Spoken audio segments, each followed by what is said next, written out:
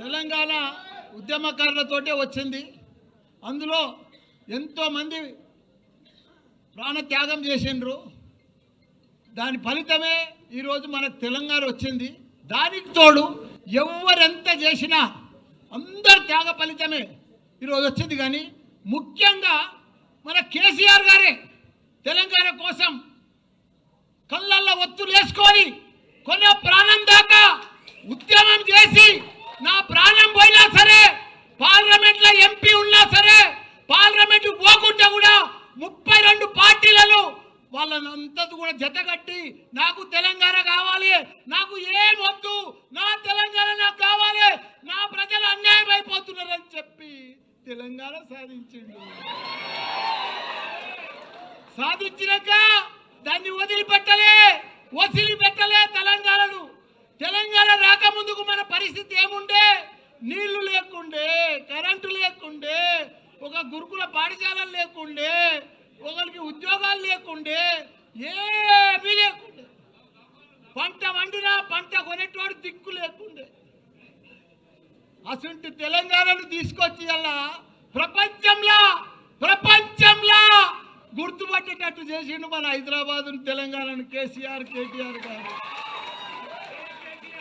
అసలు చూడు, ఎసుంటి తెలంగాణను సాధించాడు. 10 ఏళ్లల్లో భారతదేశంలో 29 రాష్ట్రాలలో ఆదర్శ రాష్ట్రంగా తీసుకొచ్చిన ఘనత మన తెలంగాణ రాష్ట్రం, మన కేసీఆర్.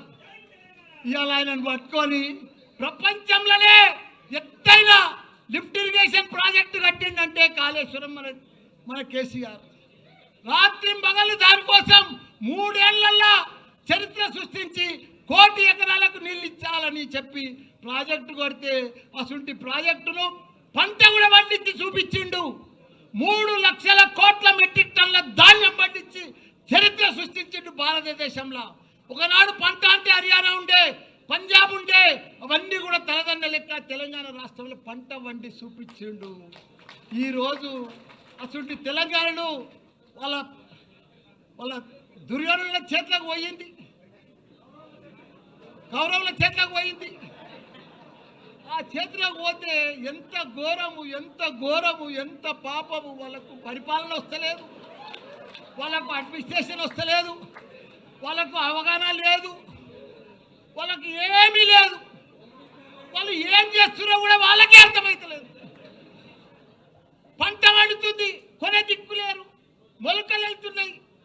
ఇవాళ ఎవరన్నా సుఖంగా ఉన్నారా? ఎవ్వరు సుఖంగా లేరు. ఒక రైతు సుఖంగా లేడు, రైతు బంధువు లేదు, రైతు ఇది లేదు, ఒక వ్యాపారాలు లేవు. బంగారం దుకాణంలో కూడా 1,00,000 రూపాయల ధర అయింది కానీ కొనేటోడు లేడు.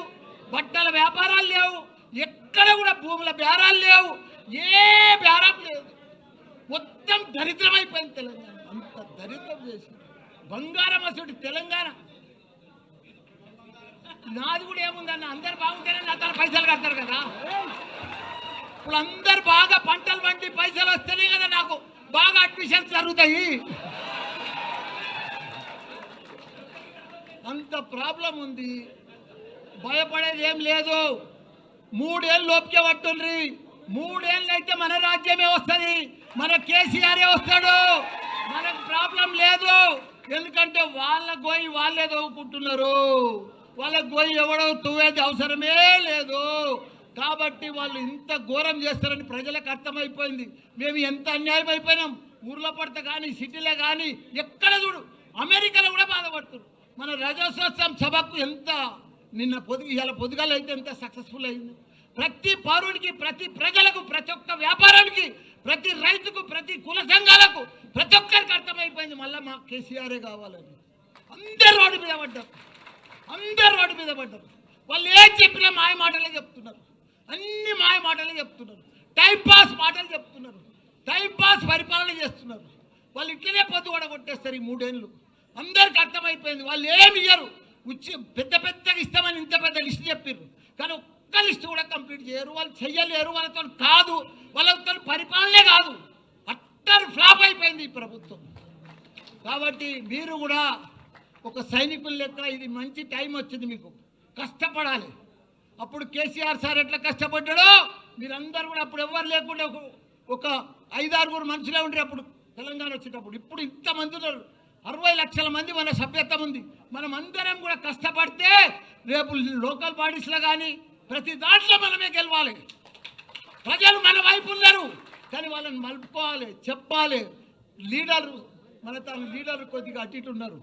మీరు దయచేసి లీడర్ అంటే ఇట్లుండాలి, నాయకులు అంటే ఇట్లుండాలి, ప్రజలలో అంటే ఇట్లుండాలి.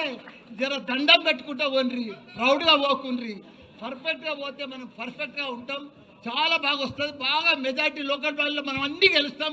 మీరు ప్రజలలో ఉండరు. తప్పకుండా కేసీఆర్కు మళ్ళీ 3 ఏళ్లలో కూడా సీఎం అవుతాడు. మనందరికీ కూడా మంచి దినాలు వస్తాయని కూడా కోరుకుంటున్నా. జై తెలంగాణ, జై కేసీఆర్.